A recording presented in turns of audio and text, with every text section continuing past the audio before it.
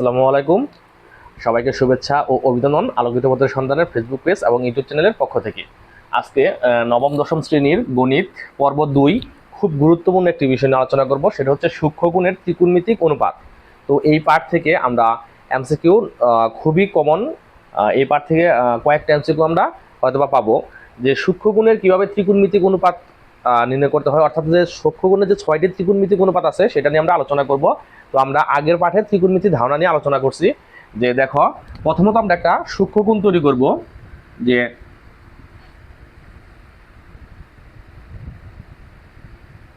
এটা দিলাম A B ও, এই কোণটার নাম দিলাম হচ্ছে থিটা। এই থিটা হচ্ছে সূক্ষ্মকোণ। যে এখানে কোণ এ ও বি সমান লিখতে পারি আমরা থিটা। যে ত্রিকোণমিতিতে এরকম সূক্ষ্মকোণকে আরো অনেক গ্রিক অক্ষর দিয়ে প্রকাশ করা হয়, যেমন এখানে আছে যে alpha, beta, gamma, theta, omega, delta, phi, তারপরে সাই ইত্যাদি এরকম অনেক গ্রিক অক্ষর আছে যেগুলো তোমার ত্রিকোণমিতিতে আমরা ব্যবহার করে থাকি, অর্থাৎ সূক্ষ্মকোণ হিসাবে ব্যবহার করে থাকি। যে এখানে একটা সূক্ষ্মকোণ তৈরি করলাম যে কোণ এ ও বি ইকুয়াল হচ্ছে থিটা। যে এখন এই ও বি এই বাহুতে আমরা একটা বিন্দু নিব, সেই বিন্দুটা নিলাম পি। এখন আমরা কি করব, যে ও এ যে বাহু আছে এই ও এ বাহুর উপর একটা লম্ব তৈরি করব, সেই লম্বটা নাম দিলাম হচ্ছে পিএম। পিএম লম্ব তৈরি করলাম। দেখো এখানে একটা কোণ তৈরি হলো, এই কোণটা হচ্ছে কত ডিগ্রি? 90 ডিগ্রি। তার মানে কি এটা, অর্থাৎ এখানে একটা ত্রিভুজ তৈরি হলো, যে ত্রিভুজ ত্রিভুজ পি ও এম। পিএম হচ্ছে একটা ত্রিভুজ, এই ত্রিভুজটা হচ্ছে কিন্তু সমকোণী ত্রিভুজ। এখন বলবা যে সমকোণী ত্রিভুজ কাকে বলে, অর্থাৎ যে ত্রিভুজের একটি কোণ সমকোণ অর্থাৎ 90 ডিগ্রি তাকে সমকোণী ত্রিভুজ বলে। আর বাকি যে দুইটা কোণ, এই কোণ আর এই কোণ, এই দুইটা কোণ হচ্ছে সূক্ষ্মকোণ। তাহলে সূক্ষ্মকোণ কাকে বলে?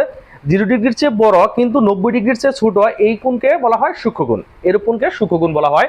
তার মানে কি এখানে যে আমরা কোণ সৃষ্টি হলো, এখন এই একটা কোণ এই একটা কোণ, এটা হচ্ছে সূক্ষ্মকোণ।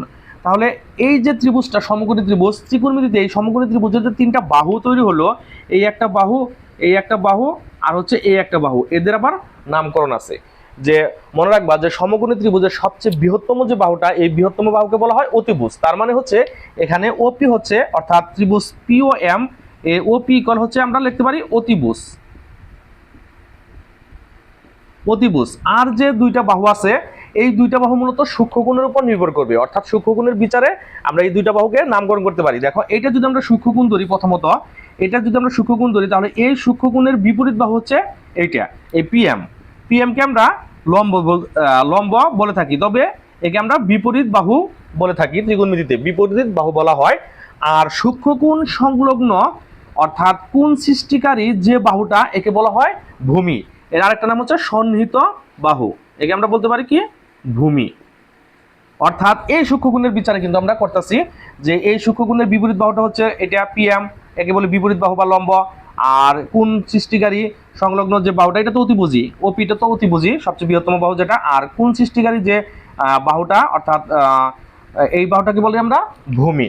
তো এইভাবে যে তিনটা যে বাহু পেলাম আমরা, অর্থাৎ ও পি, পিএম ও এম, এই তিনটা বাহুর যে 6টা অনুপাত আছে এই 6টা অনুপাত হচ্ছে কোণ এ ও বি, অর্থাৎ থিটা কোণের ত্রিকোণমিতিক অনুপাত, সূক্ষ্মকোণের ত্রিকোণমিতিক অনুপাত। এরকম যে 6টা সূক্ষ্মকোণের ত্রিকোণমিতিক অনুপাত আছে সেটা আমরা দেখব। যে প্রথমত সাইন থিটা। আসলেই একটা কথা মনে রাখবা যে আমরা যদি এখানে থিটা না দেই তাহলে সাইন দ্বারা আসলে কোনো কিছু বোঝায় না, ঠিক আছে? এখানে সাইন দ্বারা কোনো কিছু বোঝাবে না যতক্ষণ পর্যন্ত আমরা কি না দিব, সূক্ষ্মকোণ না দিব। তার মানে কি আমরা যখন সাইন থিটা দিব তখন এটা হচ্ছে থিটা কোণের ত্রিকোণমিতিক অর্থাৎ থিটা কোণের ত্রিকোণমিতিক অনুপাত, যাকে আমরা সাইন থিটা দিয়ে প্রকাশ করি। সাইন থিটা সমান অর্থাৎ থিটা কোণের সাইন, এখানে সাইন থিটা সমান আমরা লিখতে পারি যে লম্ব বাই অতিভুজ, অর্থাৎ সাইন থিটা সমান লম্ব বাই অতিভুজ। তার মানে এখানে হবে যে লম্ব কি, লম্বটা হচ্ছে পিএম আর অতিভুজটা হচ্ছে ওপি, এটা আমরা লিখতে পারি। আর 2 নম্বর হচ্ছে এখানে 2 নম্বরটা আমরা cos থিটা। cos থিটা হচ্ছে ভূমি বাই অতিভুজ। ভূমি কোনটা? OM। আচ্ছা আমরা আগে ভূমি লিখি, ভূমি বাই অতিভুজ, তার মানে ভূমি হচ্ছে OM আর অতিভুজ হচ্ছে কি OP। এখানে cos থিটা হচ্ছে কোসাইনের অর্থাৎ থিটা কোণের কোসাইন, তার মানে একে সংক্ষেপে cos থিটা দিয়ে প্রকাশ করা হয়, অর্থাৎ থিটা সূক্ষ্মকোণের কোসাইন যাকে বলি আমরা। তারপর হচ্ছে tan থিটা।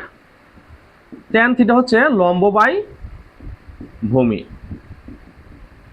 লম্ব হচ্ছে কি? লম্ব হচ্ছে PM আর ভূমি হচ্ছে OM। এই যে এই কোণের আমরা আঙ্গিকে তৈরি করতেছি। এখানে tan থিটা হচ্ছে থিটা কোণের ট্যানজেন্ট, সংক্ষেপে tan থিটা দিয়ে প্রকাশ করা হয়। এইরকম যে 6টা ত্রিকোণমিতিক অনুপাত আছে, প্রথম 3টা আমরা তৈরি করলাম, এর পরের যে 3টা ত্রিকোণমিতিক অনুপাত আমরা তৈরি করব, অর্থাৎ 4 নম্বর ত্রিকোণমিতিক অনুপাতটা যে তৈরি করব, এই সাইন থিটার বিপরীত হবে, cos থিটার বিপরীত হবে আর tan থিটার বিপরীত হবে। তাহলে 4 নম্বরটা যদি আমরা বলি যে কোসেক থিটা, অর্থাৎ সাইন থিটার বিপরীত,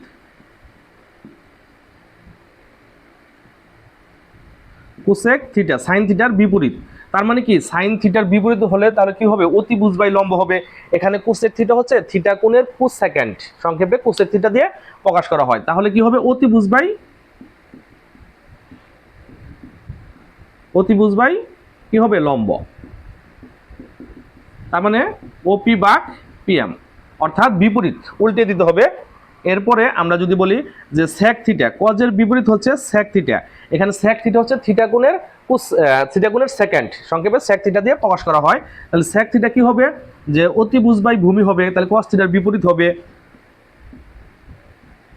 অতিভুজ বাই ভূমি। তাহলে সমান কি হবে? অতিভুজ বাই ভূমি, OP ভাগ হচ্ছে OM। এরপর হচ্ছে cot থিটা। cot থিটা হচ্ছে কুট, অর্থাৎ কোট্যানজেন্টের সংক্ষিপ্ত রূপ হচ্ছে cot থিটা। একে সংক্ষেপে cot থিটা দিয়ে প্রকাশ করা হয়। তাহলে cot থিটা হচ্ছে ট্যানজেন্টের বিপরীত, অর্থাৎ tan থিটার বিপরীত, তার মানে কি ভূমি বাই কি হবে? লম্ব। ভূমি বাই লম্ব, তার মানে OM ভাগ হচ্ছে PM। এইরকম যে আমাদের 3টা আর 3টা, এরকম মোট 6টা ত্রিকোণমিতিক অনুপাত আছে, যা ত্রিকোণমিতির অঙ্কের ক্ষেত্রে খুবই গুরুত্বপূর্ণ। আর এই যে আমরা 6টা ত্রিকোণমিতিক অনুপাতগুলো দেখলাম, এখান থেকে 2-একটা MCQ পরীক্ষার জন্য খুবই গুরুত্বপূর্ণ। তাছাড়াও বিভিন্ন ক্ষেত্রে আমাদের এই পার্টটা খুবই গুরুত্বপূর্ণ। তো সবাইকে ধন্যবাদ।